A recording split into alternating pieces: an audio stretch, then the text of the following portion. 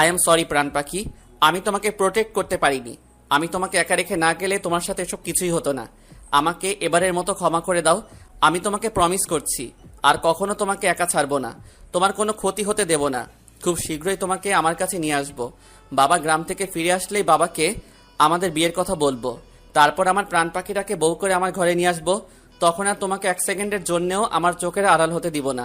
একদম আমার কলিজার ভেতর লুকিয়ে রাখবো, যাতে কেউ তোমাকে আমার কাছ থেকে কেড়ে নিতে না পারে। আদিত্যের নজর গেল নূরের ঠোঁটের দিকে। ঠোঁটটা ফেটে ঠোঁটের কোনায় রক্ত জমাট পেতে আছে। এটা দেখে আদিত্যের চোয়াল শক্ত হয়ে আসলো। আবার ওই শয়তানগুলোর কথা মনে পড়ল। ইচ্ছে করছে এক্ষুনি যে সবগুলোকে মাটিতে পুঁতে ফেলতে। আদিত্য একটা টিস্যু ভিজিয়ে আলতো করে নূরের ঠোঁটে মুছে দিতে লাগলো। নূর হঠাৎ একটু নড়ে উঠল। এটা দেখে আদিত্যের ঠোঁটের কোণে হাসির রেখা ফুটে উঠল। আদিত্য আস্তে করে নূরকে ডাকতে লাগলো। নূর চোখ বন্ধ করা অবস্থাতেই কেমন যেন ছটফট করতে লাগলো। ওর চোখের সামনে সে ভয়ানক দৃশ্যটা হেসে উঠছে। হঠাৎ নূর একটা চিৎকার দিয়ে চোখ খুলে বসল। তারপর ভয়ে কাঁপতে কাঁপতে হাঁটু ফাঁজ করে হাঁটুর ভেতর মুখ লুকিয়ে জড়সড়ো হয়ে বসল। নূরকে এভাবে দেখে আদিত্য কিছুতেই সহ্য করতে পারছে না। কলিজাটা ছিঁড়ে যাচ্ছে ওর। আদিত্য নূরের কাঁধে হাত দিতে গেলেই নূর ভয় পেয়ে ছিটকে সরে যায়। আদিত্য নূরকে অভয় ফিল করানোর জন্য নিজের দুই হাত হ্যান্ডসাপের মতো উঁচু করে বলল, ওকে ওকে, আমি ধরছি না, তুমি শান্ত হও। দেখো, কোনো ভয় নেই। এদিকে একবার তাকাও। দেখো, এটা আমি আদিত্য। তুমি এখন আমার কাছে সেফ আছো। কেউ তোমার কোনো ক্ষতি করতে পারবে না। তুমি প্লিজ ভয় পেও না। নূর ধীরে ধীরে একটু শান্ত হলো। আস্তে করে মাথাটা তুলে আদিত্যের দিকে তাকালো। আদিত্য নূরের দিকে তাকিয়ে চোখ দিয়ে আশ্বস্ত করলো যে নূর এখন সেফ আছে। নূর হঠাৎ আদিত্যের কাছে এসে আদিত্যকে জড়িয়ে ধরে জোরে জোরে কেঁদে উঠল। আদিত্য নূরকে দু হাতে জড়িয়ে বুকের মাঝে আগলে নিল আর মাথায় হাত বুলিয়ে দিতে লাগলো। নূর কাঁদতে কাঁদতে বলতে লাগলো, আমার সাথে কেন বারবার এমন হয়? আমি তো কখনো কারোর কোনো ক্ষতি করিনি, তাহলে আমার সাথে কেন এমন হয়? নূরের চোখের পানিতে আদিত্যের শার্ট ভিজে পানি পানি হয়ে যাচ্ছে। নূরের কান্না যেন আদিত্যের বুকে তীরের মতো বিচ্ছে। কিছুতেই সহ্য হচ্ছে না ওর। আদিত্য নূরের মাথায় হাত বোলাতে বোলাতে বলে উঠল, শশ, কান্না থামাও প্লিজ। তোমার কোনো দোষ নেই, সব দোষ ওই শয়তানগুলোর, এবং তার শাস্তিও ওরা পেয়ে যাবে। তুমি এখন একটু শান্ত হও প্লিজ। এত কান্না করলে তোমার শরীর খারাপ করবে। 10 মিনিট ধরে কান্না করার পর নূর ধীরে ধীরে শান্ত হয়ে আসে। হঠাৎ ওর হুঁশ আসে যে ও কোথায়, এবং হুঁশ আসতেই নূর লজ্জায় পড়ে যায়। নূর ধীরে ধীরে আদিত্যের পিঠ থেকে হাত নামিয়ে নেয়। আদিত্য ব্যাপারটা বুঝতে পেরে ও নিজেও নূরকে ছেড়ে দিয়ে সোজা হয়ে বসে। নূর মাথা নিচু করে বসে থাকে। আদিত্য নূরকে স্বাভাবিক করার জন্য বলল, তুমি একটু ফ্রেশ হয়ে নাও, ভালো লাগবে। আর শাড়িটাও অনেক ময়লা হয়ে গেছে, চেঞ্জ করে নাও। নূর মাথা নিচু করে আমতা আমতা করে বলল, কিন্তু আমার কাছে তো কোনো জামা কাপড় নেই, চেঞ্জ করে কি পরবো? আদিত্য একটু ভাবনায় পড়ে গেল। এটা তো ও চিন্তাই করেনি। এ বাসায় তো কোনো মেয়ে মানুষও নেই যে তার জামা কাপড় এনে ধুয়ে দিবে নূরকে। আদিত্য কিছু একটা ভেবে উঠে গিয়ে নিচের কারবার থেকে একটা টি শার্ট আর ট্রাউজার বের করে নূরের সামনে ধরে বলল, এই নাও, আপাতত এগুলোই পরে নাও। নূর চোখ বড় বড় করে তাকিয়ে বলল, এগুলো? হ্যাঁ, তাছাড়া তো আর কোনো উপায় নেই। এই বাসায় কোনো মেয়ে মানুষ নেই যে তার জামা কাপড় তোমাকে দিব। আর এত রাতে কোনো দোকানপাটও খোলা নেই। তুমি এভাবে ময়লা কাপড়ে থাকলে ইনফেকশন হতে পারে। তাই বলছি, আপাতত এটা পরে নাও।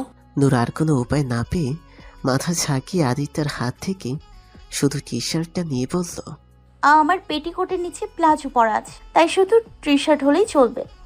আদিত্য মাথা ঝাঁকিয়ে বলল, ঠিক আছে। তারপর নূরের হাতে একটা তোয়ালে দিয়ে ওয়াশরুমে পাঠিয়ে দিল।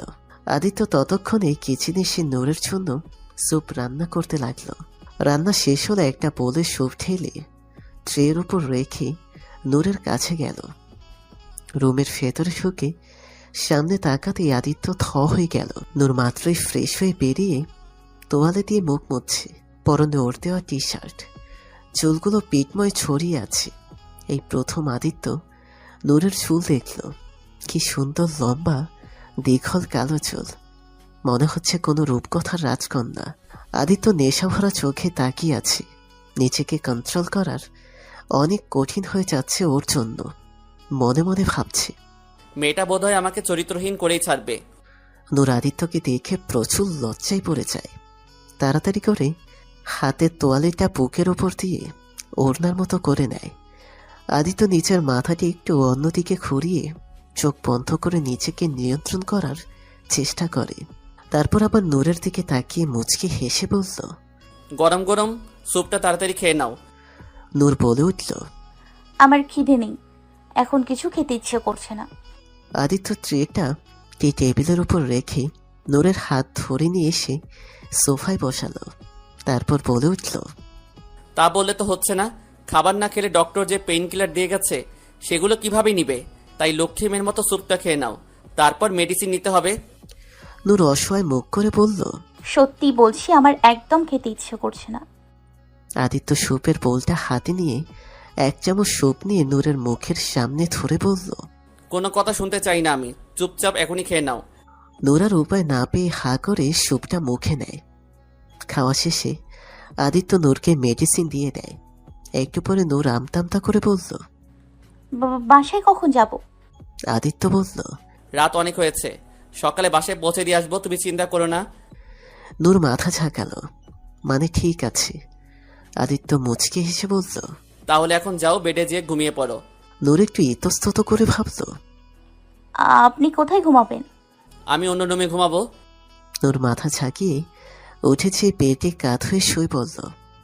চোখ বন্ধ করতেই নূরের চোখের সামনে আবারও সেই ভয়ঙ্কর দৃশ্য হেসে উঠল। নূর শট করে চোখ খুলে উঠে বসল। আদিত্য দেখতে পেয়ে দৌড়ে নূরের কাছে এসে বেডের ওপর বসে চিন্তিত স্বরে বলল, কি হয়েছে, আবার ভয় পেয়েছো? নূর ভীতুভাবে মাথা ঝাঁকালো, মানে হ্যাঁ। আদিত্য নূরের দুই হাত নিচের হাতের ভেতর নিয়ে বলল, ভয় কিসের?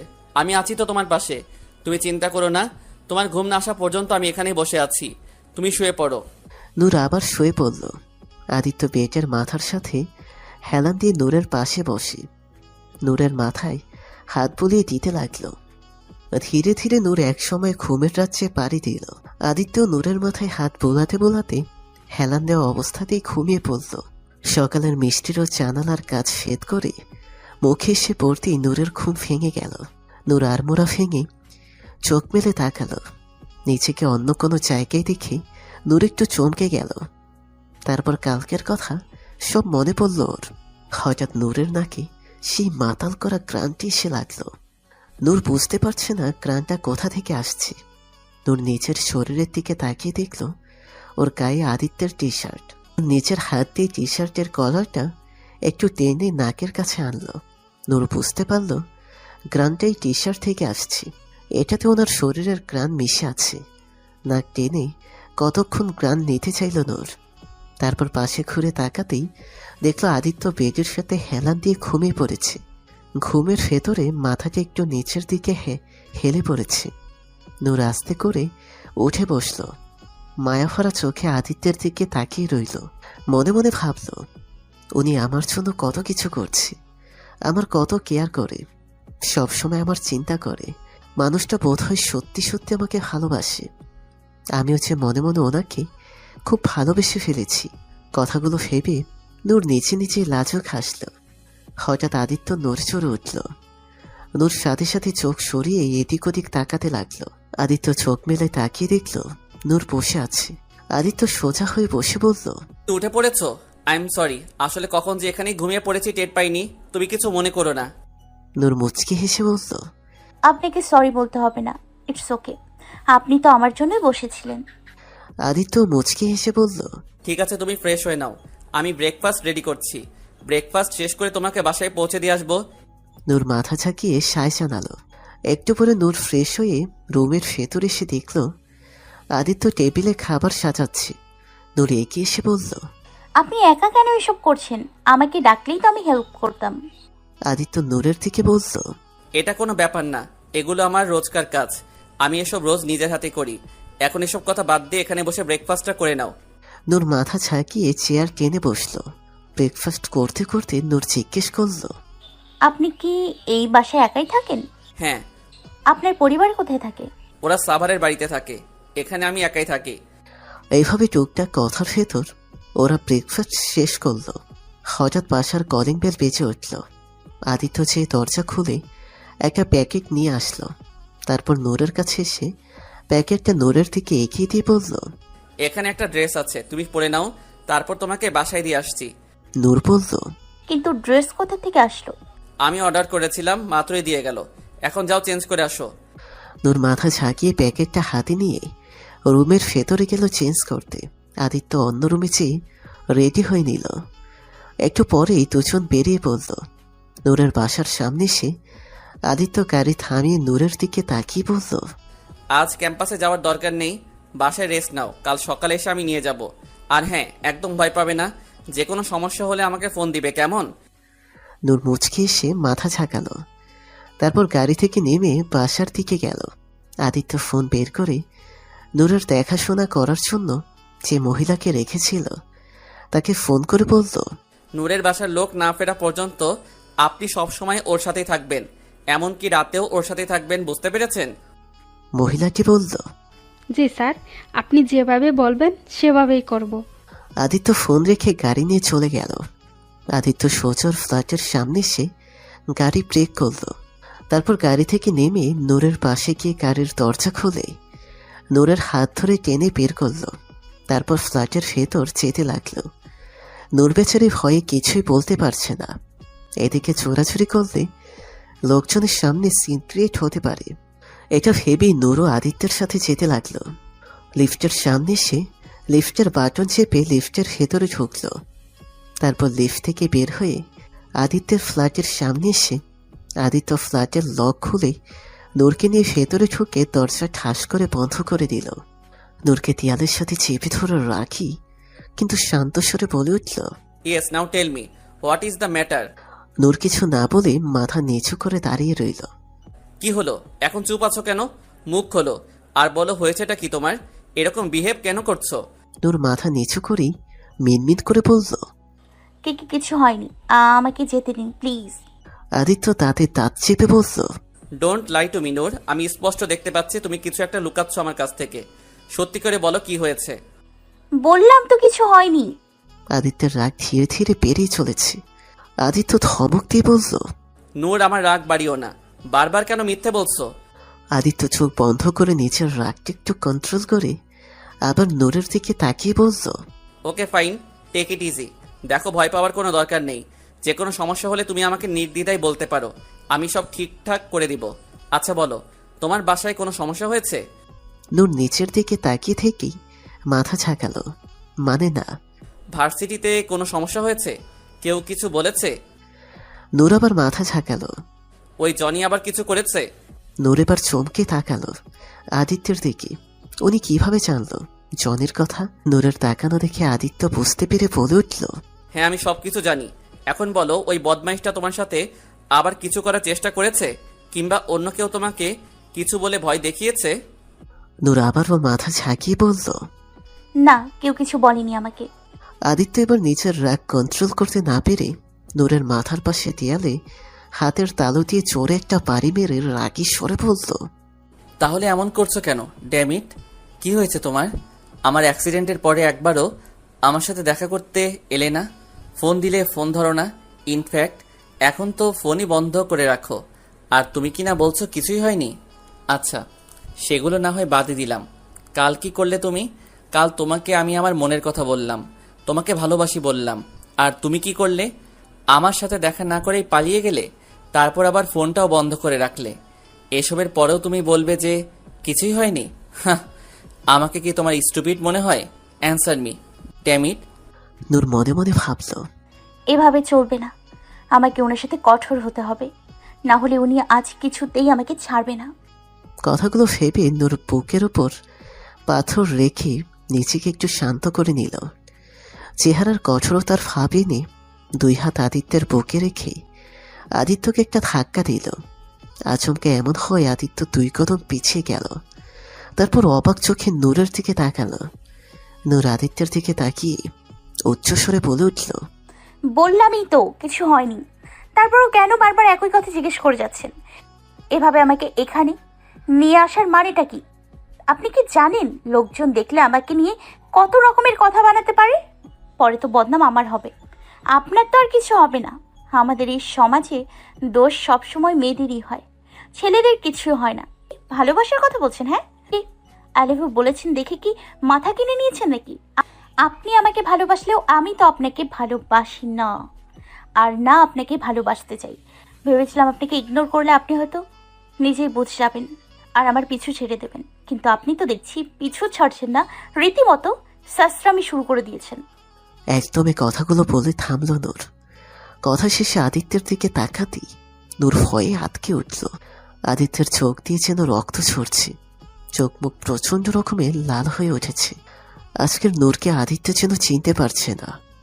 এটা ওর নূর হতেই পারে না। নূরের কথা শুনে আদিত্যের বুকের ভেতর চিনচিন ব্যথা করছে। রাগে দুঃখে আদিত্য ভয়ঙ্কর রূপ ধারণ করেছে।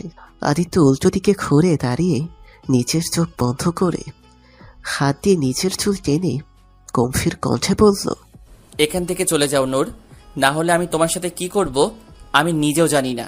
নূর মুখ খুলে কিছু একটা বলতে যাবে, তার আগেই আদিত্য আবারও রাগী কণ্ঠে চেঁচিয়ে বলল, আই সেড লিভ। মনে ভাবছে আদিত্যের এমন ধমকে নূরের অন্তরাত্মা কেঁপে উঠল। নূর নিজের মুখে হাত চেপে ধরে কান্না আটকে আর এক মুহূর্ত দেরি না করে দৌড়ে ওখান থেকে বেরিয়ে গেল। নূর বেরিয়ে যেতেই আদিত্যর সামনে থাকা চেয়ারটাতে সচর একটা লাথি মারল। তারপর বাসার সবকিছু ভাঙচুর করতে লাগলো আর চেঁচিয়ে বলতে লাগলো, why why why damn it, why why are you doing this to me, why. Noor পাশে এসে নিচের রুমে ঢুকে দরজা লাগিয়ে দরজা খেয়েছে নিচে বসে পড়ে। তারপর মুখে হাত চেপে কাঁদতে থাকে। কাঁদতে কাঁদতে বিড়বিড় করে বলে, আমি আজ আপনাকে অনেক কষ্ট দিয়েছি, আমাকে কখনো মাফ করেন না, কখনো না। আমি আপনার যোগ্য না, আমাকে সবসময় ঘৃণা করেন, আমি ওটারই যোগ্য, ওটারই যোগ্য। নূরের হঠাৎ কিছু একটা মনে আসতেই ও ফোন বের করে তানির নাম্বারে ফোন দিয়ে বলল, তানি, আবিরকে একটু ফোন করে বল আবির আর তাসি যেন এক্ষুনি একটু আদ্রিতর ফ্ল্যাটে যায়। তানি বলল, কেন আদিত্য ভাইয়ার কি হয়েছে? আর তোর কণ্ঠ এমন শোনাচ্ছে কেন? এই তোদের মধ্যে কি কিছু হয়েছে? এসব কথা বলার সময় নেই এখন, তোকে যেটা বললাম সেটা কর, পরে তোকে সব খুলে বলবো। ঠিক আছে, আমি বলছি আবিরকে। নূর মাথা ঝাঁকিয়ে ফোন কেটে দিল। নূর জানে আদিত্য এখন ঠিক নেই, রাগের মাথায় উল্টাপাল্টা কিছু করতে পারে। তাই আবির আর তাসির যেতে বলল। আদিত্য বারান্দায় বসে জোরে জোরে অনেক লাউডলি গিটার বাজাচ্ছে। বারবার ওর কানে শুধু নূরের বলা কথাগুলো পাচ্ছে আর রাগে চোয়াল শক্ত করে আরো জোরে জোরে গিটার বাজাচ্ছে। গিটার বাজাতে বাজাতে আদিত্যের হাত কেটে রক্ত বের হচ্ছে, কিন্তু সেদিকে ওর কোনো ভ্রুক্ষেপ নেই। ও ওর মতো বাঁচিয়ে যাচ্ছে। তানির কথা মতো আবির আর তাসির আদিত্যের ফ্ল্যাটে চলে এসেছে। কয়েকবার বেল দেওয়ার পরেও আদিত্য দরজা খুলছে না দেখে আবির নিজের কাছে থাকা চাবি দিয়ে দরজা লক খুলে দুজন ভেতরে ঢুকল। ভেতরে ঢুকেই দুজন হতভম্ব হয়ে গেল। বাসা দেখে মনে হচ্ছে বাসার ওপর দিয়ে টর্নেডো বয়ে গেছে। সারা বাসায় সবকিছু ভাঙচুর হয়ে পড়ে আছে। হঠাৎ গিটারের শব্দ ওদের কানে আসলো। ওরা দুজন দ্রুত আদিত্যের রুমের দিকে গেল। রুমে ঢুকে দেখল শব্দটা বারান্দার থেকে আসছে, তাই ওরাও বারান্দার দিকে গেল। বারান্দায় চেয়ে আদিত্যের অবস্থা দেখে ওরা আরো চমকে গেল। তাসির দ্রুত আদিত্যের কাছ থেকে গিটারটা টান দিয়ে নিয়ে আদিত্যের দিকে তাকিয়ে ধমকের সুরে বলল, কি করছিস এসব? পাগল হয়ে গেছিস? তোর হাত দিয়ে রক্ত বেরোচ্ছে, সে খেয়াল কি আছে তোর?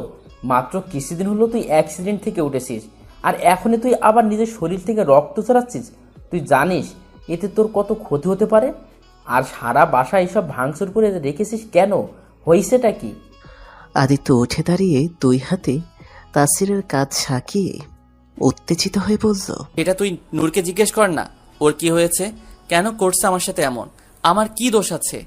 আমি কি ওকে কোনো কষ্ট দিয়েছি? তাহলে আমাকে কিসের শাস্তি দিচ্ছে ও? কেন করছে এমন আমার সাথে? কেন কেন কেন? হঠাৎ আদিত্যের মাথায় প্রচণ্ড ব্যথা শুরু হয়ে যায়। আদিত্য 2 হাতে মাথা চেপে ধরে বসে পড়ে। তাসির আর আবির দুজনেই ভয় পেয়ে যায়। দুজন তাড়াতাড়ি আদিত্যকে ধরে বসে। তাসির বলে উঠল, ওকে ওকে রিল্যাক্স। দেখ, ডক্টর তোকে সাবধানে থাকতে বলেছে। এই মুহূর্তে এত স্ট্রেস নেওয়া তোর স্বাস্থ্যের জন্য একদম ঠিক না। তুই একটু শান্ত হ না প্লিজ। তাসির ওর কথা শেষ করার আগেই আদিত্য নিজের জ্ঞান হারিয়ে ফেলল। আবির আর তাসির প্রচুর ঘাবড়ে গেল। আবির আদিত্যের গালে হালকা করে চাপড়ে বলল, ভাই আই ইউর ওকে? শুনতে পাচ্ছ ভাই? তাসির চিন্তিত স্বরে বলল, ওকে জলদি হসপিটাল নিতে হবে, তাড়াতাড়ি করে ওকে ওঠা। আবির মাথা ঝাঁকিয়ে দুজন মিলে আদিত্যকে উঠিয়ে গাড়িতে করে হসপিটালে নিয়ে গেল। নূর মনমরা হয়ে ক্লাসে বসে আছে। কাল সারা রাত একটু ঘুমাতে পারেনি, শুধু কেঁদে চোখের পানিতে বালিশ ভিজিয়েছে। সকালে না খেয়ে ক্যাম্পাসে চলে এসেছে। হঠাৎ তানি এসে ঠাস করে নূরের পাশে বসে পড়ল। তানির বসার শব্দে নূরের ধ্যান ভাঙল। নূর পাশে ফিরে তানির দিকে তাকিয়ে দেখল তানি ওর দিকে কেমন চোখ গরম করে তাকিয়ে আছে। দেখেই বোঝা যাচ্ছে তানি প্রচুর রেগে আছে। নূর প্রকুচকে বলল, কি রে, কি হয়েছে? এভাবে তাকিয়ে আছিস কেন? তানি নূরের দিকে তীক্ষ্ণ দৃষ্টিতে তাকিয়ে রাগি মুখে বলল, কি হয়েছে সেটা তো তুই আমাকে বলবি। মানে? মানে তুই কাল আদিত্য ভাইয়াকে কি বলেছিস? তানির কথায় নূর একটু থতমত খেয়ে গেল। আমতা করে বলল, কি আবার বলবো? কিছুই না। আচ্ছা, কিছুই বলিসনি তাই না? তাহলে কাল আদিত্য ভাইয়া এমনি এমনি অসুস্থ হয়ে পড়েছে তাই না? আদিত্যের অসুস্থতার কথা শুনে নূরের বুকের ভেতর থক করে উঠল। নূর চমকে উঠে বলল, অসুস্থ? হ্যাঁ অসুস্থ। কাল আবির আমাকে ফোন করে বলল আদিত্য ভাইয়া নাকি কাল জ্ঞান হারিয়ে ফেলেছিল। আবির আর তাসির ভাইয়া মিলে আদিত্য ভাইয়াকে হসপিটালে নিয়ে গিয়েছিল। পুরো 3 ঘন্টা পর ওনার জ্ঞান ফিরেছে, এখনো হসপিটালে আছে। আবির বলল জ্ঞান হারানোর আগে ভাইয়া নাকি শুধু তোর কথাই বলেছে। এখন তুই বলবি কাল কি বলেছিলি ভাইয়াকে? তানির কথা শুনে নূরের চোখে পানি চলে আসে। নূর তানিকে সবকিছু খুলে বলে। সবকিছু শুনে তানি আরো রেগে যায়। রাগী স্বরে বলে উঠল, তোর মতন গাধা মেয়ে আমি দুনিয়াতে একটাও দেখিনি। তুই এই যুগের শিক্ষিত মেয়ে হয়ে আদি যুগের মানুষের মতো এসব ফালতু কুসংস্কারে কিভাবে বিশ্বাস করতে পারিস? আমি তোকে আগেও অনেকবার বলেছি এসব অপায় টপায় বলতে কিছুই নেই। এগুলো সব মানুষের বানানো ফালতু কথা ছাড়া আর কিছুই না। আল্লাহ মানুষকে যতদিন হায়াত দিয়েছে ততদিনই সে বাঁচতে পারবে, তার বেশি যা কম সে বাঁচবে না। সব কিছুই আল্লাহর হাতে, এতে কারোর কোনো হাত থাকে না, আর না কারোর মৃত্যুর জন্য কেউ দায়ী থাকে। তোকে একবার বলেছি, তারপরেও তুই সেই এক কথাই নিয়েই পড়ে আছিস। আমার আজ সত্যি মনে হচ্ছে তোর মতো অভাগী এই দুনিয়াতে আর কেউ নেই। কারণ যে ব্যক্তি নিজের তার সুখটাকে পায়ে ঠেলে সরিয়ে দেয় সে কখনো সুখী হতে পারে না। সুখী হতে চাইলে জীবনেও সুখটাকে ধরে রাখার ক্ষমতা রাখতে হয়। শুধু শুধু বসে কাঁদলেই সব ঠিক হয়ে যাবে না। আচ্ছা, তুই তো ভাইয়ার ভালোর জন্যই এসব করেছিস তাই না? তাহলে তোর ভালো করতে গিয়ে যদি ভাইয়ার আরো ক্ষতি হয়ে যায় তাহলে কি তুই নিজেকে ক্ষমা করতে পারবি? সেদিন ভাইয়ার অ্যাক্সিডেন্টটা তোর জন্য হয়েছিল কিনা জানি না, তবে এখন যদি ভাইয়ার কিছু হয়ে যায় তাহলে তার কিন্তু তুই দায়ী থাকবি। দেখ, আমি তোর ভালো চাই, ওই জন্যই বলছি এখনো সময় আছে, সবকিছু ঠিক করে ফেল, না হলে কিন্তু পরে আর আফসোস করেও লাভ হবে না। তানির কথা শুনে নূর নীরবে শুধু কেঁদেই যাচ্ছে। তানির এবার নূরের জন্য খারাপ লাগছে। নূরের ঘাড়ে হাত দিয়ে নূরের চোখের পানি মুছে দিয়ে বলল, হয়েছে, এখন থাম। জানিস তো শুধু এটাই, বসে বসে কান্না কর। নূর কাঁদতে কাঁদতে বলল, আমি সত্যি অনেক বড় ভুল করে ফেলেছি। ওনার কিছু হয়ে গেলে আমি নিজেকে কখনোই ক্ষমা করতে পারবো না। আমি নিজেও মরে যাব।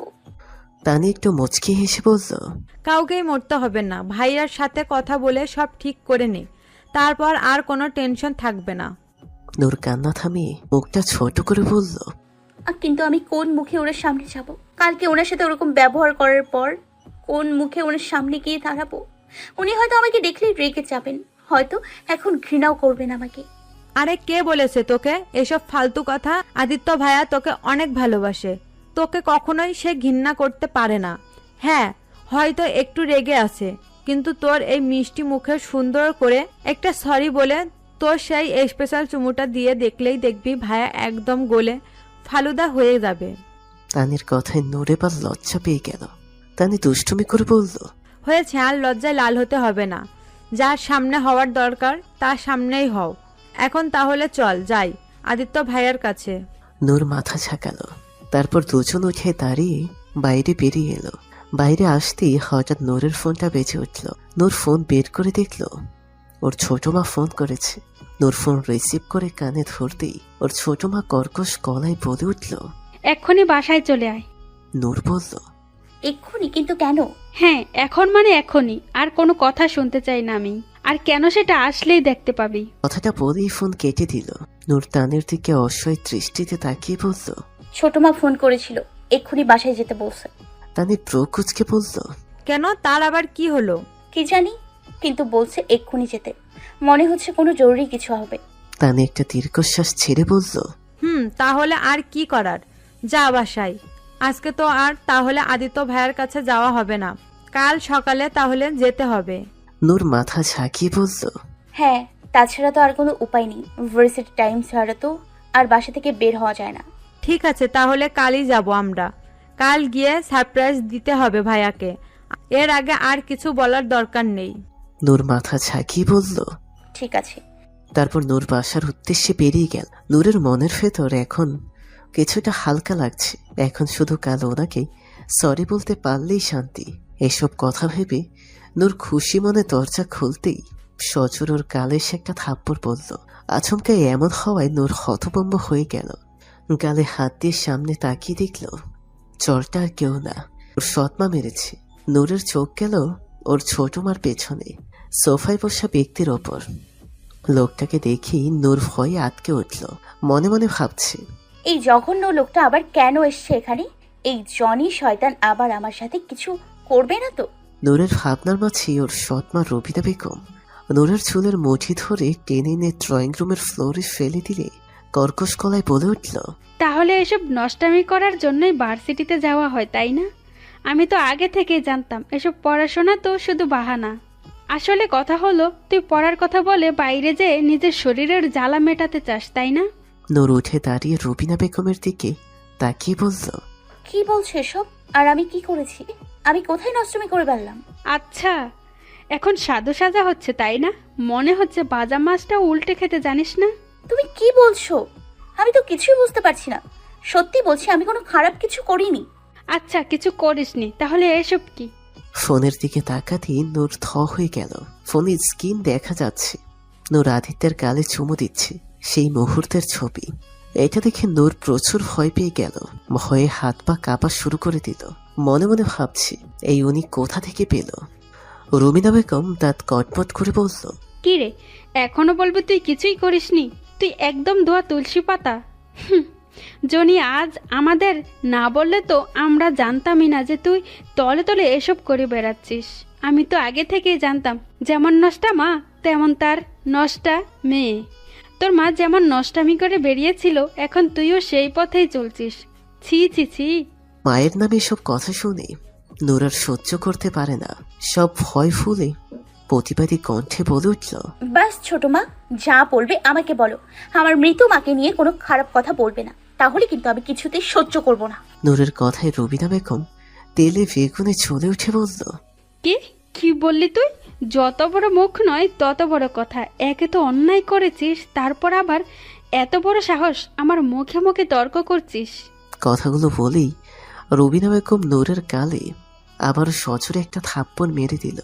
চরখে নূর টাল সামলাতে না পেরে নিচে পড়ে গেল। রবিনা বেগম নূরের দিকে ঝুঁকে চুলের মুঠি ধরে আবারও এগালে ওকালে চড়াতে লাগলো।